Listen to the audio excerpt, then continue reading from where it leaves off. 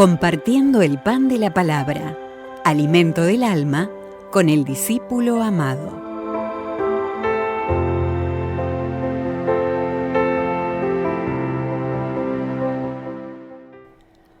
Lectura de la carta del apóstol San Pablo a los romanos.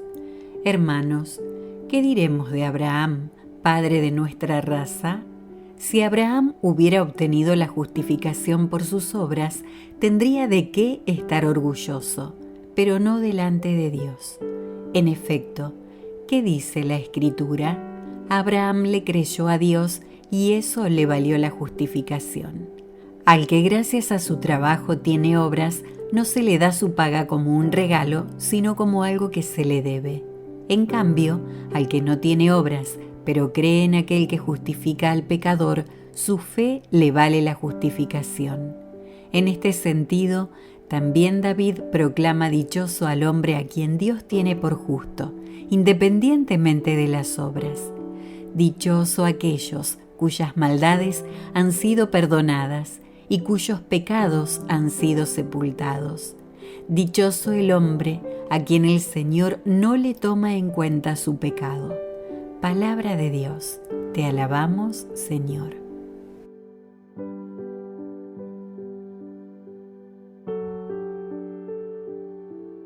Perdona, Señor, nuestros pecados. Dichoso aquel que ha sido absuelto de su culpa y su pecado. Dichoso aquel en el que Dios no encuentra ni delito ni engaño. Ante el Señor reconocí mi culpa, no oculté mi pecado. Te confesé, Señor, mi gran delito y tú me has perdonado. Alégrense con el Señor y regocíjense los justos todos y todos los hombres de corazón sincero canten de gozo.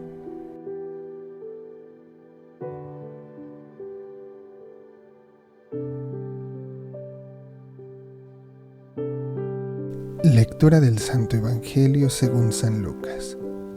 En aquel tiempo, la multitud rodeaba a Jesús en tan gran número que se atropellaban unos a otros. Entonces Jesús le dijo a sus discípulos: Cuídense de la levadura de los fariseos, es decir, de la hipocresía, porque no hay nada oculto que no llegue a descubrirse, ni nada secreto que no llegue a conocerse. Por eso, todo lo que ustedes hayan dicho en la oscuridad se dirá a plena luz, y lo que hayan dicho en voz baja y en privado se proclamará desde las azoteas. Yo les digo a ustedes, amigos míos, no teman a aquellos que matan el cuerpo y después ya no pueden hacer nada más. Les voy a decir a quién han de temer. Teman a aquel que después de darles muerte los puede arrojar al lugar del castigo. Se lo repito, a él sí tienen que temerlo.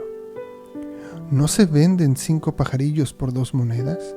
Sin embargo, ni de uno solo de ellos se olvida Dios. Y por lo que a ustedes toca, todos los cabellos de su cabeza están contados. No teman, pues, porque ustedes valen mucho más que todos los pajarillos. Palabra del Señor. Gloria a ti, Señor Jesús.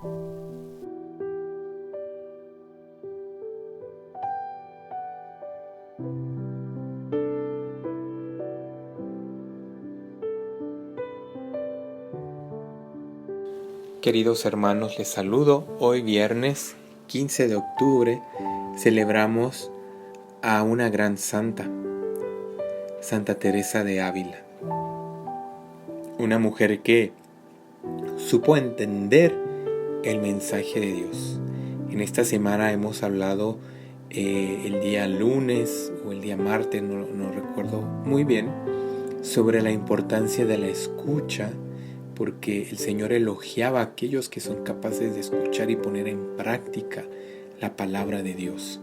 Pues aquí tenemos un ejemplo de alguien que hizo eso, que supo escuchar para poder comprender la misión que tenía en la vida. Y esta mujer fue una gran reformadora que le devolvió la esencia a su orden religiosa.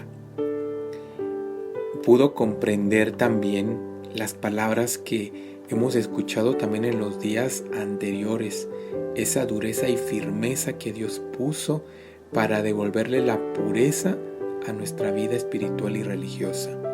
Que nuestras prácticas verdaderamente deben dar frutos, deben manifestar esa verdadera convicción, ese celo en vivir en la pureza, libres de vanidad e hipocresía. Y las vanidades fueron algo que a Teresa antes de su conversión le habían tomado el control de su vida. Entonces ella descubrió que las vanidades la apartaban de lo esencial en la vida.